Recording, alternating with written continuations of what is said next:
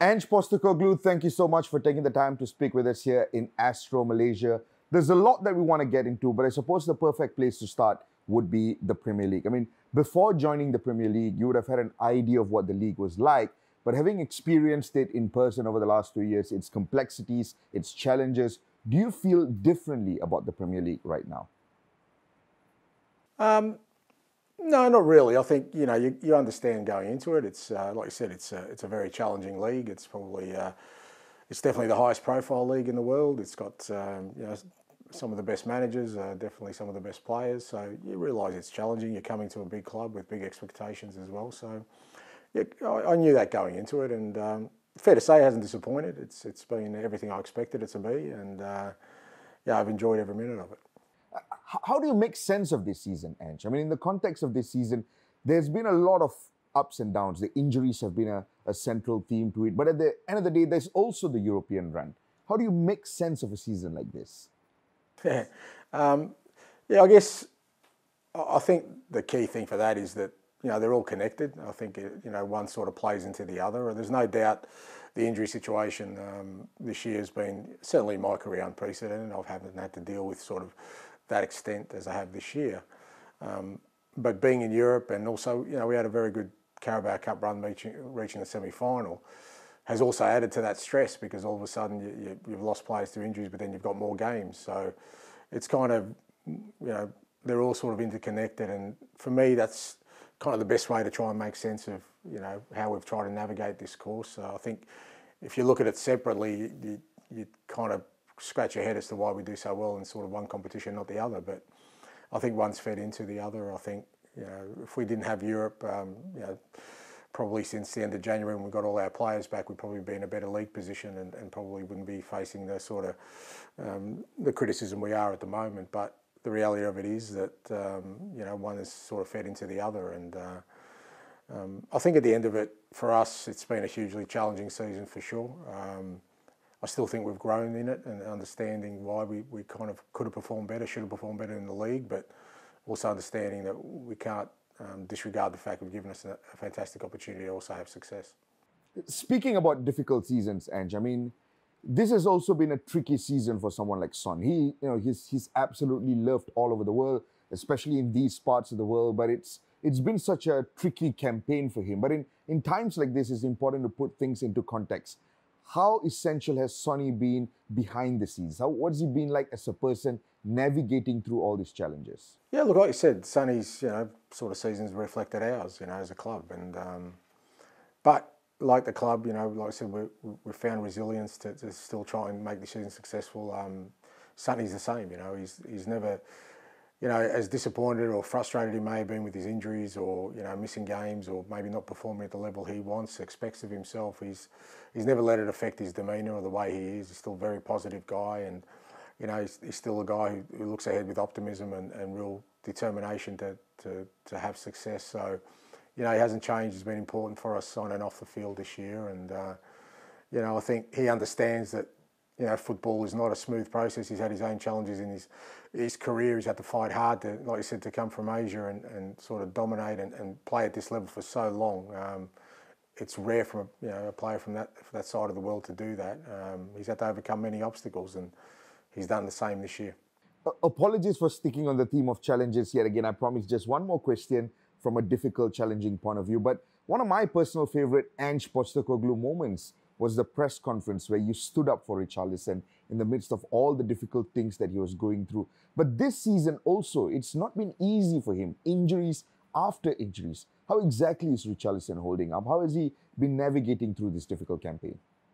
Yeah, it is, and you have to remember that they're human beings, and whether they're sometimes I think because they are football players and people sort of see, the side of their life that for all of us seems so fantastic, whether that's the profile they have or the money they make, but they're still human beings, and he's had to deal with a lot, Richie, and probably since he's arrived at Spurs he hasn't had a real clean run at playing football and being healthy, and he's had some other issues as well, and like every human being he's struggled with things, but he's also credit to him, he's had the strength to seek help and not allow himself to sort of stay in the state he was and work his way through that. And I think mentally he's in a great space now. He's feeling really good about himself and how he is as a person. He's got a child on the way, which I know he's really excited about as well.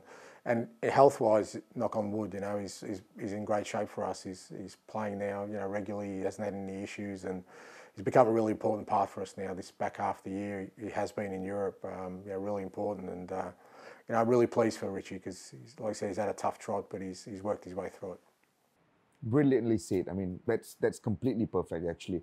Putting aside the theme of difficulties, as I promised, Ange, in a season filled with ups and downs, there have been so many interesting subplots. I mean, you've got the European run, you've got Lucas and Archie stepping up to cover for their seniors, you've got Brennan Johnson's redemption arc within the context of the season. What has been your favourite subplot from such a topsy-turvy season? Look, I guess it's just a collective of, a group of players and the staff, the people who work alongside me, not just in the football department, but in general, just really sticking together, I think sometimes when you go through difficult periods, and we certainly have, especially me as a manager, you sense whether people are still united and still have belief in what you're trying to achieve. And I've never lost that feeling with this group, and I'm really proud of the way everyone's sort of dealt with the adversity we've had. It would have been very easy for people to sort of just stay in their safe ground and protect themselves during that time, but they didn't. Whenever we've needed people to step up, they've stepped up. People have stayed really connected through this whole process, and as a manager, that's all you can ask for. You can, as much as you're craving to have success, the key ingredient to that is having people believe in you. And I've always felt that this group has been right behind me, and that's been the best part for me. Ange, a lot has been said about the European run and how much it's going to mean for the Australians and the Greeks who have followed your journey over the years. But have you ever thought, has it ever crossed your mind just how many glass ceilings you have absolutely shattered for Asian football coaches, even Asian football as a whole? Yeah, it does. I'm very proud of that. Not, like I said, obviously, I was born in Greece. I'm proud of my roots, and obviously grew up in Australia. But I also feel very proud of representing a part of the world that I think is still, underappreciated and not respected, and that is, Asia. And I still think that's where football's still got the most growth.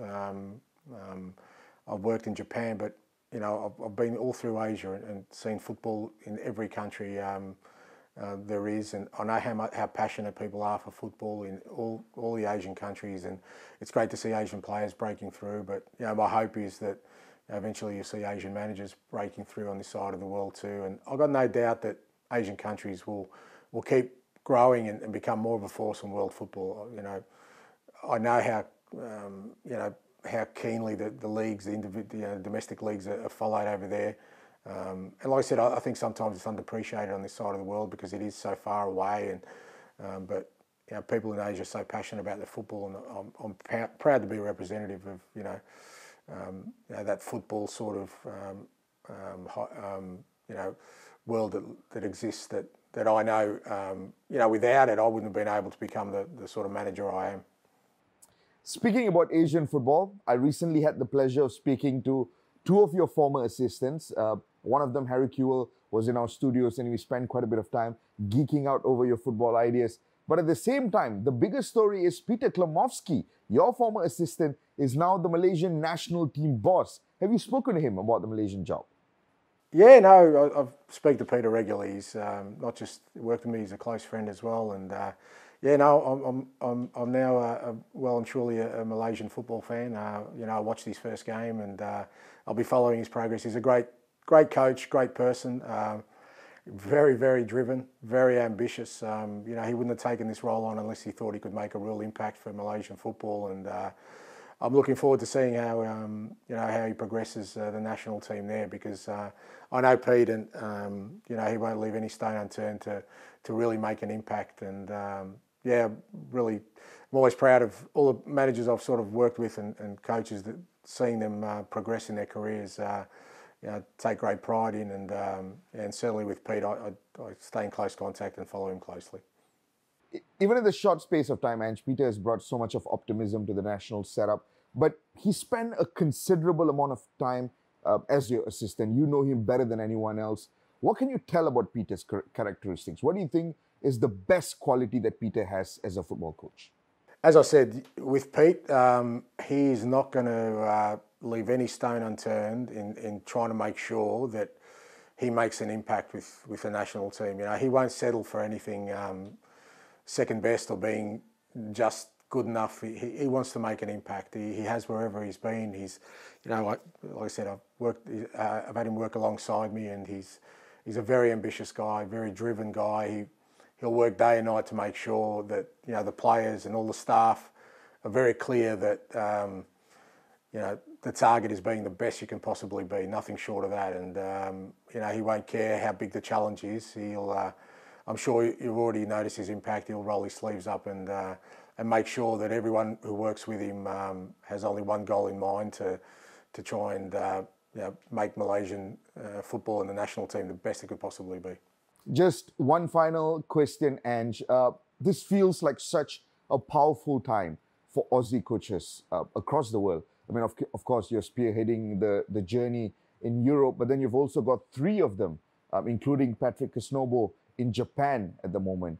You've also got Kevin Muscat, who's so highly rated in this region and has done incredible things with Shanghai, prior to that in Japan as well. You've got Peter in Malaysia. Harry Kewell was recently in Japan as well. You've got Milicic, who is in China at the moment. It really feels like Aussie coaches are properly coming to the forefront at the minute. Yeah, it's brilliant. I love it. All those guys worked with me, and couldn't be proud of all of them. They're all individually great coaches, and there's others in Australia. I think John Aloisi is another one, and we've got Tony Popovic in charge of the national team. I do think, I'm hoping that sort of my journey, I've tried along the way to open as many doors as I possibly can, and I hope that continues, because I think the Aussie coaches, with their background and their mindset, will be successful wherever they are. So I'm hugely proud of all those guys, and I've got no doubt they'll all, individually have super careers, and won't be any bigger supporter than me of all of them. Perfect. That sums it up, really. Thank you so much, Ange Postecoglou. Thank you for taking the time to speak with us here at Astro Malaysia. And on behalf of Asian football fans, a big, big thank you for all the glass ceilings and boundaries that you have shattered and broken for us all over the years.